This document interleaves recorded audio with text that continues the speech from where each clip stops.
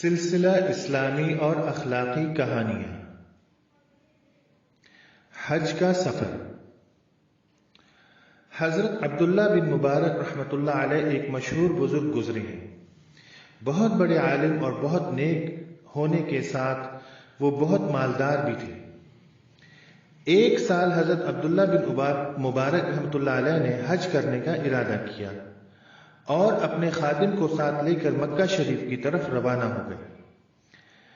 آپ اپنے گھوڑے پر سوار چلے جا رہے تھے کہ ایک بستی کے پاس سے گزرتے ہوئے ایک ایسی لڑکی کو دیکھا جو بہت ہی پریشان نظر آ رہی تھی۔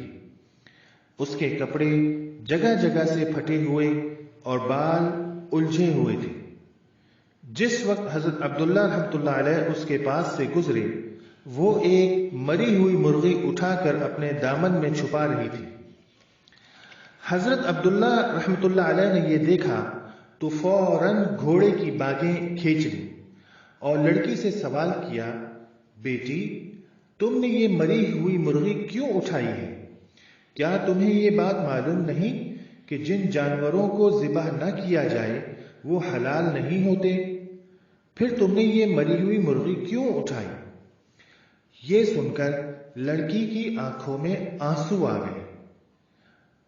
اس نے کانپتی ہوئی آواز میں کہا، جناب، خدا کے فضل سے میں مسلمان ہوں اور یہ بات مجھے اچھی طرح معلوم ہے، لیکن میں اس وقت ایسی مجبور ہوں کہ یہ مری ہوئی مرغی اٹھانے کے سوا اور کچھ نہیں کر سکتی۔ میرے باپ مر چکے ہیں اور ان کے بعد ایسا کوئی نہیں جو میری اور میرے چھوٹے بھائی کی مدد کرے۔ میں اور میرا بھائی کئی وقت کے فاقے سے ہیں اور وہ تو بھوک سے ادموا ہو گیا ہے۔ بس اس وجہ سے میں نے یہ مری ہوئی مرغی اٹھا لی۔ شاید یہ بات آپ کو بھی معلوم ہوگی کہ ایسی حالت میں یہ مرغی ہمارے لیے حلال ہے۔ لڑکی کی یہ بات سن کر حضرت عبداللہ رحمۃ اللہ علیہ کی آنکھوں میں آنسو آ گئے۔ آپ نے اپنے خادم سے کہا، تمہارے پاس جتنی اشرفیاں ہیں ان میں سے اتنی اپنے پاس رکھ لو جو گھر تک جانے کے لیے کافی ہوں، باقی ساری کی ساری اس لڑکی کو دے دو۔ خادم نے ایسا ہی کیا۔ پھر جب حضرت عبداللہ رحمۃ اللہ علیہ نے لڑکی سے